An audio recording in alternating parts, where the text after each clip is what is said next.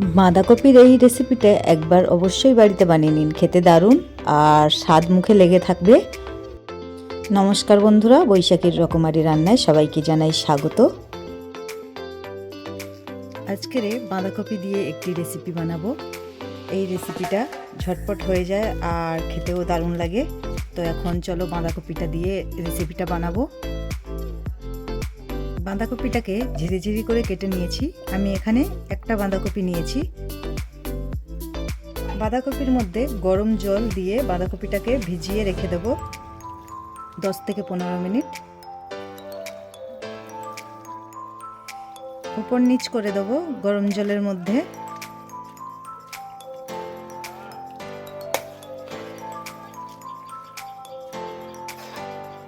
জলটাকে একটু ভালো করে ফুটিয়ে নিয়েছিলাম।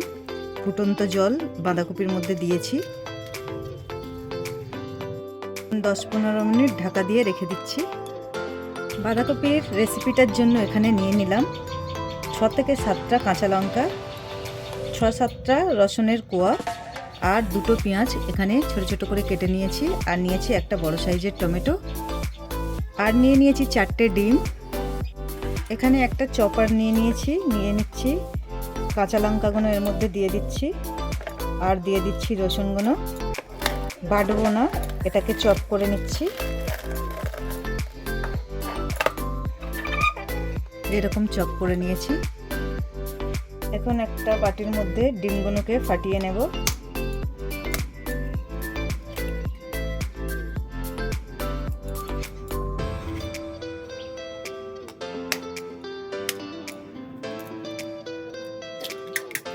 ডিমটাকে ভালো করে ফেনিয়ে রাখছি। 15 মিনিট পরে বাঁধাকপিটা খুলেছি। বাঁধাকপিটা কেমন নরম মতন হয়ে গেছে। এবারে এটাকে ভালো করে জল থেকে ঝাড়িয়ে তুলে নেব। বাঁধাকপিটা একটা ঝুড়ির মধ্যে ঝাড়িয়ে নিয়েছি। এবারে ভালো করে চিপে চিপে একটা অন্য বাটির মধ্যে তুলে নেব।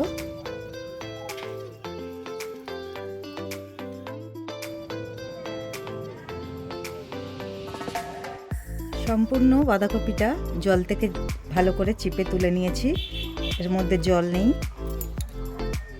আর কেমন ঝুরঝুরে হয়ে গেছে।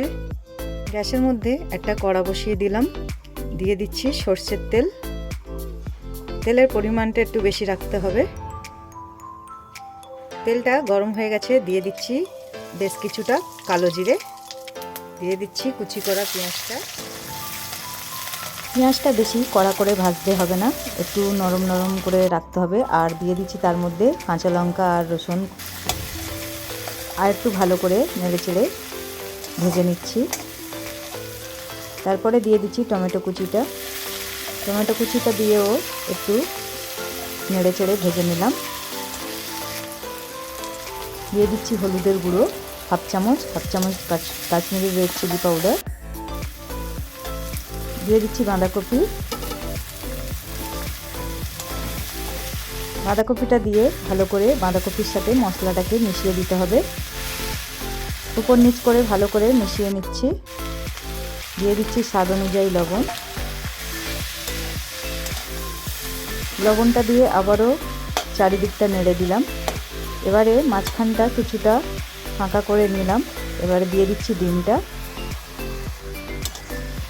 ডিমটা দিয়ে বাঁধাকপির সাথে ভালো করে মিশিয়ে নিলাম।